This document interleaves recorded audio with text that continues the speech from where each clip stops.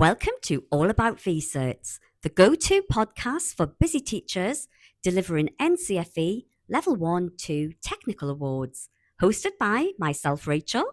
And Beth.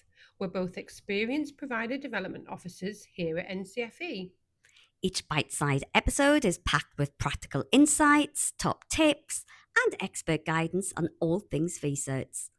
helping you make the most of your research. Hi everyone and welcome to Creative Classrooms. I'm Beth. And I'm Rachel. Today we're going to dive into the Chief Examiner and Moderator's report for the NCFE Level 1-2 Technical Award in Creative Design and Production. So if you teach this qualification, we've got some useful insights for you. So keep listening.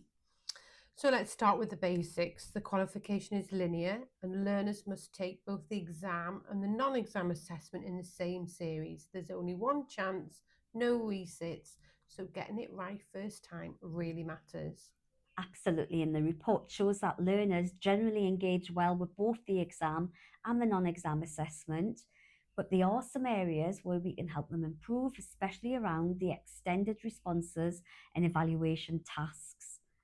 Looking at the exam, learners did well with multiple choice and short answer questions, but when it came to extended responses, many struggled with applying their knowledge and showing analysis and evaluation. Yes, so AO2 and AO3 were the tricky ones. Learners could recall facts, but applying them to real-world design scenarios was harder. It's a good reminder to try and build in those skills into everyday teaching, maybe through mini design critiques or peer reviews. One recurring issue was around printing techniques.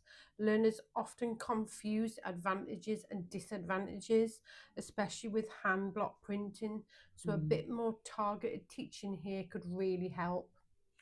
And in questions about the design movement, like Art Nouveau and Art Deco, learners sometimes mixed up the features or they missed the social context. So it's worth revisiting the movements with visuals and discussions just to deepen their understanding. So now let's talk about the NEA. There are 6 tasks and most learners completed them well, but some missed key instructions, like in task 1, where they were supposed to do both an investigation and a blog post, but they only did one. Yeah, exactly. And in task 2, learners developed the design skills well, especially using CAD, but physical prototypes and work drawings were often missing. These are important for showing design intent and they should be encouraged to use these. Task 3, the production plan, was mostly well done, but some learners gave unrealistic timings.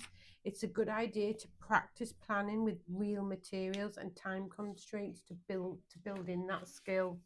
And in task 4, learners manufactured the prototypes. Centres that use CAM technology showed great continuity between the design and the production. Annotated photos of the process really help the moderators understand their work. And task 5, the evaluation, was a mixed bag. Strong responses linked to the final product, back to the design brief and suggested improvement, but some learners gave very basic feedback or used simple www or EBI format without enough depth. So teaching learners how to reflect critically using examples, linking to the earlier tasks, and considering tools and materials can really boost the marks here. So let's quickly touch on grade boundaries. For example, a level 2 distinction star starts at 164 out of 200. These are just for guidance, but they help us understand where learners are aiming. Remember, grade boundaries change every year. And don't forget, both the exam and the non-exam assessment must follow NCFE regulations. That includes proper invigilation and making sure learners have the resources they need.